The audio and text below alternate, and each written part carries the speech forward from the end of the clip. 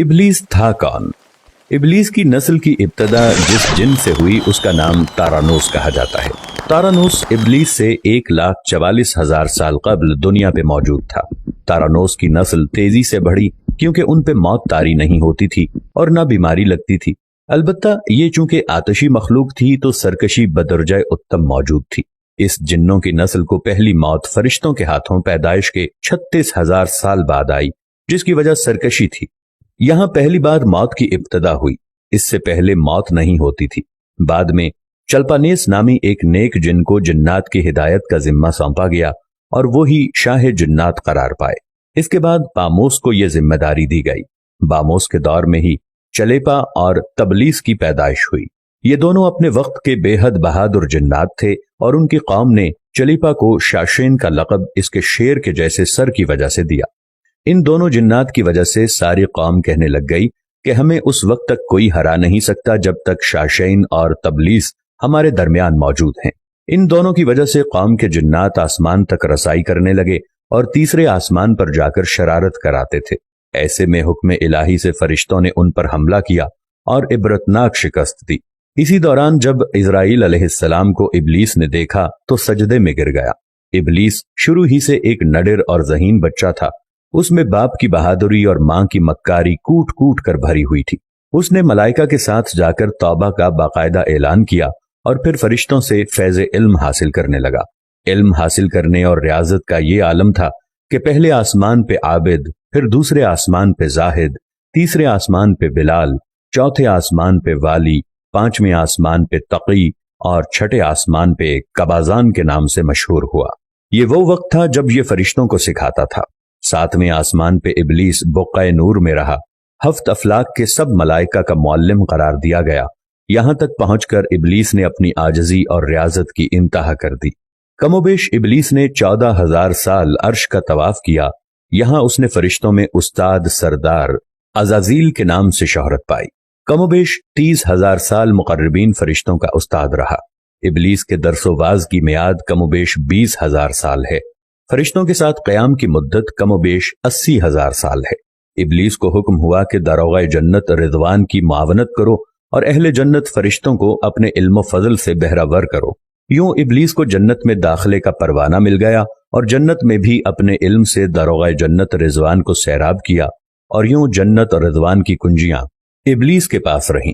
रिवायत के मुताबिक इब्लीस 40,000 साल तक ये फर्ज खजानची अंजाम देता रहा। यही वो मकाम आला तरीन जन्नत रिज़वान ही था जहां इब्लीस ने पहली बार बादशाहत के ख्वाब देखने शुरू किए। उस वक्त इब्लीस के पास हफ्त इक़लीम, अफलाक, जन्नत और दोज़ख सबका इख्तियार था और उसने चप्पे चप्पे पे सजदे किए थे। मगर यहाँ पे इब्लीस आजिज़ी से पहली बार भटका और खुद को बादशाह बनाने और रब बन जाने के ख्वाब देखना शुरू किए। कई मलाइका के सामने रबूबियत की बात भी की, मगर मलाइका के इनकार के सबब चुप हो गया और यूं निजाम चलता रहा। मगर इस सब से अल्लाह ताला की जात बेखबर न थी। फिर आदम अलैहिस्सलाम की तख्लीक का मरहला आया जिसके कुरान मजीद में वाक़यात बयान हुए हैं। इब्लीस आदम अलैहिस्सलाम को जुज जुज मरहलावार मुख्तलिफ अक़साम की मट्टी से तख्लीक होता देखता रहा और चुप रहा। मगर जैसे ही उसे ये मालूम हुआ कि ये आदम अलैहिस्सलाम अल्लाह ताला के नायब हैं तो उसने वावेला किया, इबादत और इताअत का वास्ता दिया। फिर तंज किया कि मुझ जितनी इबादत किसने की, और आदम अलैहिस्सलाम को सजदा करने से इनकारी हो गया। तब अल्लाह ताला ने कहा, निकल जा शैतान मरदूद। लानती करार पाने के बाद इब्लीस ने अपनी इबादत और रियाजत का रब्बे करीम से एवज मांगा, जिस पर अल्लाह ताला ने इब्लीस को एक वक्त मालूम तक मोहलत फराहम की, जिस पर इब्लीस ने औलाद आदम को सिराते मुस्तकीम से भटकाकर अपना पैरोकार बनाने का दावा किया, जिस पर रब्बे करीम ने फरमाया कि जो मुत्तकी और परहेजगार होंगे तो उनको गुमराह तू नहीं कर पाएगा। इब्लीस के इस लानती काम में उसके 5 साथी हैं। नंबर 1, सब्र।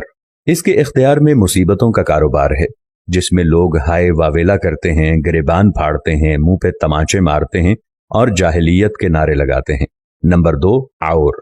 ये लोगों को बदी का मुर्तकब करता है और बदी को लोगों पे अच्छा और पसंदीदा करके दिखाता है। नंबर 3, मसव्वत। ये किज़्ब, झूठ और दरोग पे मामूर है, जिसे लोग कान लगाकर सुने। ये इंसानों की शक्ल अपनाकर उनसे मिलता है और उन्हें फसाद बर्पा करने की झूठी खबरें सुनाता है। नंबर 4, दासम। یہ آدمی کے ساتھ گھر میں داخل ہوتا ہے اور گھر والوں کے عیب دکھاتا ہے اور آدمی کو گھر والوں پہ غضبناک کرتا ہے۔ نمبر 5 زکنیور، یہ بازاروں کا مختار ہے، بازاروں میں آ کر یہ بددیانتی کے جھنڈے گاڑتا ہے، بازاروں میں برائیوں اور فحاشی پہ ورغلاتا ہے۔ ابلیس کا آدم علیہ السلام کو سجدے سے انکار کا جزیہ حسد تھا کہ جس نے اسے مجبور کیا کہ میری جگہ آدم یعنی خاک کو کیوں ملی۔ یہ اس کا جزیہ تکبر اور غرور تھا کہ میں اعلیٰ ہوں، اور اس ایک سجدے کے انکار کی بات نہیں تھی، بات اطاعت سے سرکشی کی تھی، شرک کی تھی۔ ابلیس نے دل میں خود کو رب مان لیا تھا۔ اسی شرک عظیم کی بدولت ابلیس تا قیامت رسوا و لعنتی ٹھہرا اور اولاد آدم کو بھٹکانے کے لیے آزاد قرار پایا۔ حاصل نتیجہ یہ ٹھہرا کہ رب کریم کو انسان کی عبادات، عاجزی، علم و دانش سے کچھ غرض نہیں ہے۔ رب کریم صرف دیکھتا ہے کہ دل میں اطاعت و فرما برداری کتنی ہے۔ اسی بنیاد پر تقوی اور پرہیزگاری کے درجے قرار پاتے ہیں۔ اللہ کریم ہمیں اپنی نیت کو درست رکھنے کی توفیق عطا فرمائے، آمین یا رب العالمین۔